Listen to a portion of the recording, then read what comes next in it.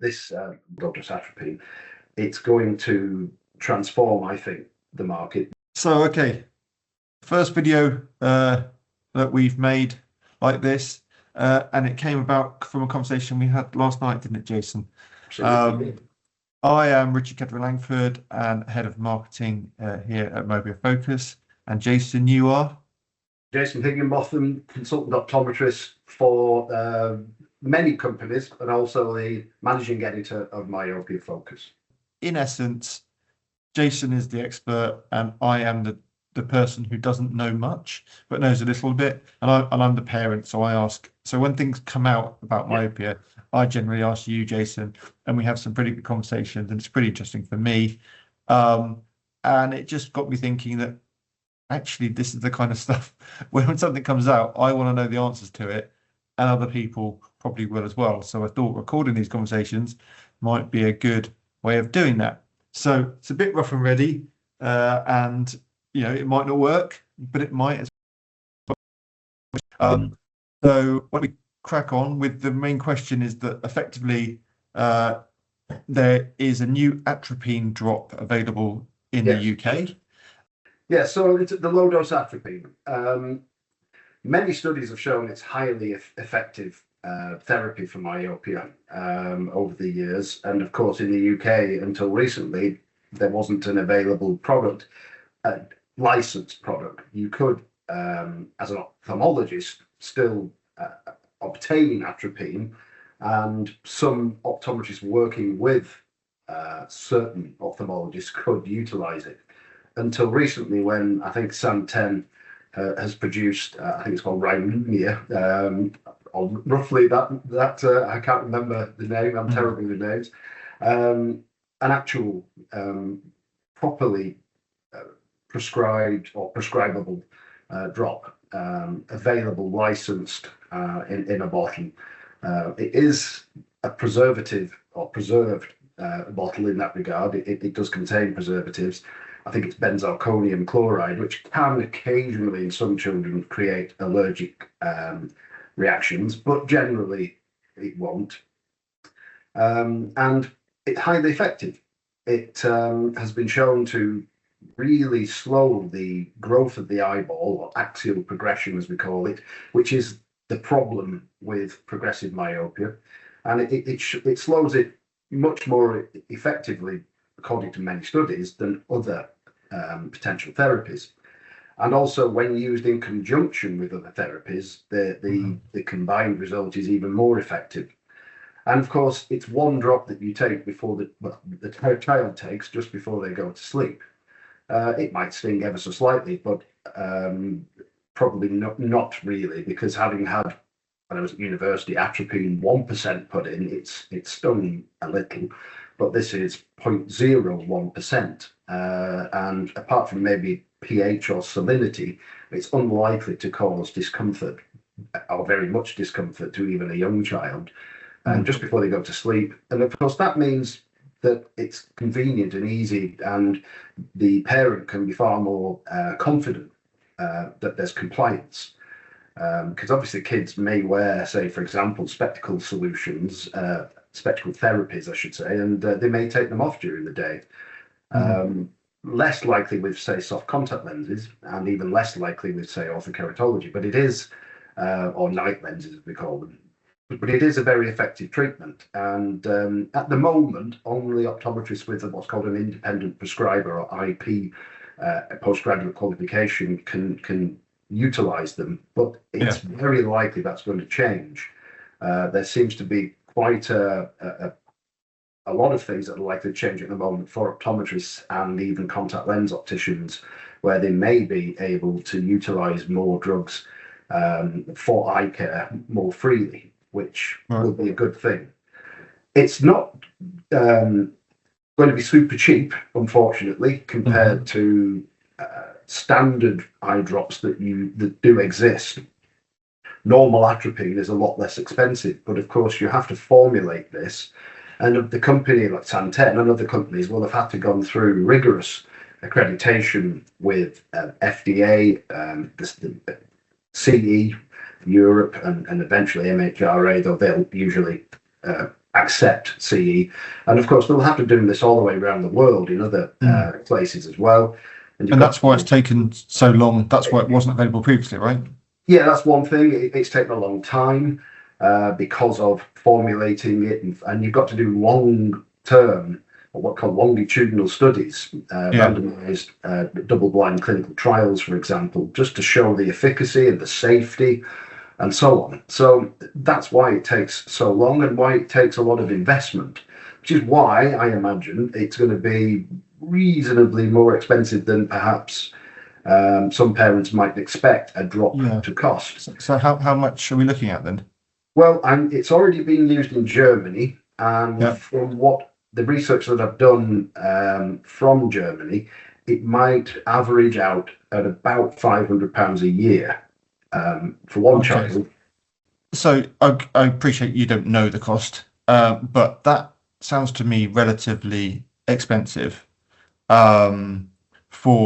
because they'll also need glasses as well, right? Well, they've got to have glasses, even if solution. just to correct the myopia. Yeah. But it may be alternative that even better if they continue to use, whether it be glasses, contact lenses, etc., that are also trying to correct not only the focus, but also, as in myopia correction, but also myopia management or control to actually try and reduce the growth of the eyeball as well as the drops. That would have an even greater positive effect, as would outdoor time, for example, which is still vital. There's a lot of talk now about what's called pre-myopia and whether a child has it or not and what you do about it. And controversially, maybe some people might argue that perhaps some of these therapies should be used prior to them being the child actually being myopic, i.e. having a prescription or spherical equivalent of minus 0.5 diopters. Which could be appropriate if both parents are highly myopic, for example. You're not going to do it to a kid whose parents aren't myopic and there's no myopia history in the family, I would imagine. But if they're high myopes like myself, then my kids could have benefited that from maybe atropine, before they started developing.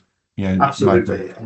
Not only familial history, but of course, if, for example, they may be of, say, Southeast Asian descent, then there are more likely to be genetic predispositions to myopia. Going back to the atropine, though, as a parent, what would you be thinking doing now? Would you, what are the timeframes we're looking at? Who would they approach to talk about this further? Optometrists are going to be the front line of myopia control, myopia management, myopia correction, in certainly the UK and very much so in many other countries as well. It depends where you are, but in the UK, go to an optometrist, get their advice. If they're not an IP independent prescribing optometrist at the moment, they won't be. They'll either send you to one or they'll advise something else. But soon, I'm pretty certain, can't guarantee it, but pretty soon, I think, under what we call the General Optical Council guidance and so on, all qualified optometrists will hopefully be able to provide a special order for low dose atropine, which will be great. It's going to transform, I think, the market for myopia management, because at the moment, primarily there are certain specialized spectacle lenses, specialized soft contact lenses, specialized hard contact lenses, or night lenses in particular, which are effective and are available.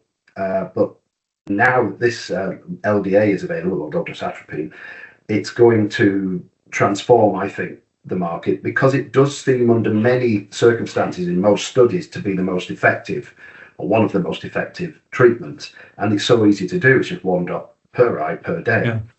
And can you provide some links to those, Jason, and we'll put them in the kind of comments or in the blog article we create? In terms of the efficacy, the proof. That's what I like to know is there. But I'll gladly provide links to certainly the Atom 1 and Atom 2 studies and others as well. I don't necessarily read through them, but the fact that it's, it has been studied and it is out there, There was also a Cochrane review, which is a special type of study looking at lots and lots and lots of studies, as it were, a study of studies. Some people don't like them, other people do, but it did show that low-dose atropine and to an extent also what's called orthokeratology were the only ones that had any kind of moderate or notable effect. However, lots of other studies do show, well-conducted studies do show efficacy for the spectacles and the contact lenses as well. Which leads me on to another question, couple of questions. One, and this is a key one. As if you had children of a certain age, would you seek, and they're highly myopic, etc., would you seek to put them on atropine? Personally, I would put them on both low-dose atropine and what we call night lenses or orthokeratology, because what we call combination therapies appear to be even more effective.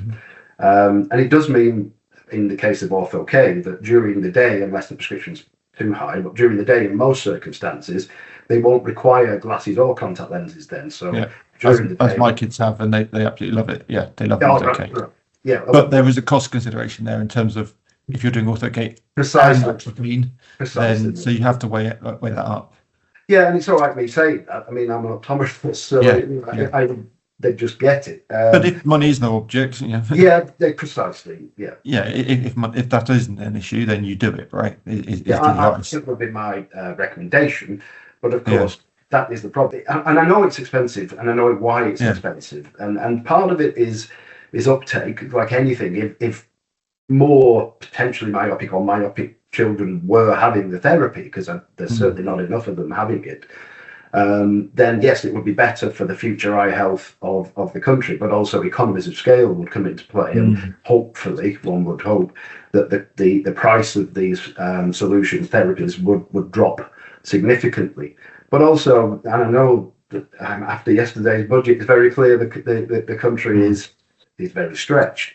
But it is a shame that the funding of children's eye care, it is the way it is. It's diabolically poor.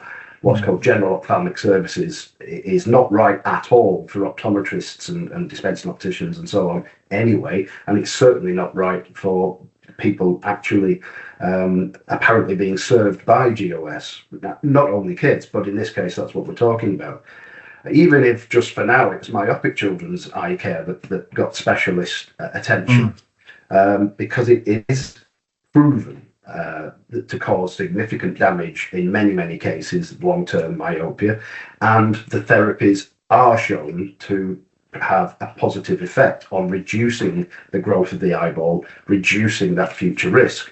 So it seems to me, pardon the pun, a little short-sighted, of any government to not invest. And there's a lack of what we call long-termism in any government, because they think about short-term solutions to win votes. And unfortunately, they need to think about the long-term visual health and eye health of the nation.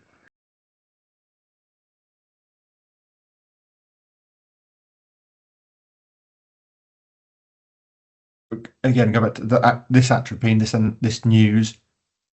I see it as only kind of good. It's a step towards, a solution that will suit lots of people. It's got lots of benefits. There are some downsides, like anything, and you have to, speak to a professional and get that advice and get know the downsides.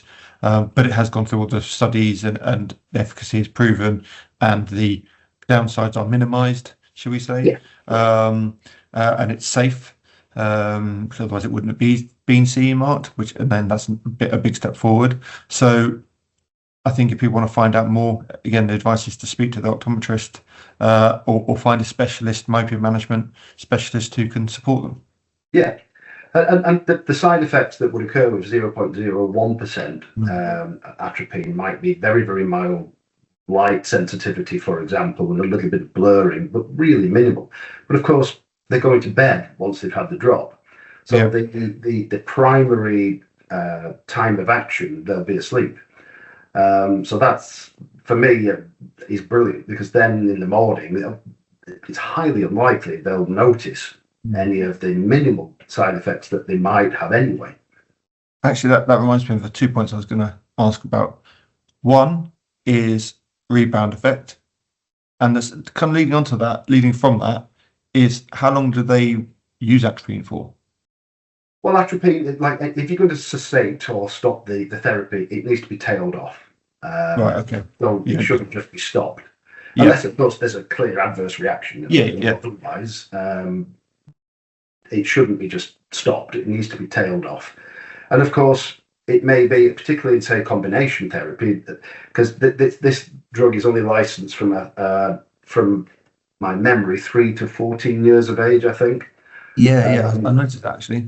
It may be that there'll be circumstances where they can show that there is more rapidly or aggressively progressing eyeball growth, myopia.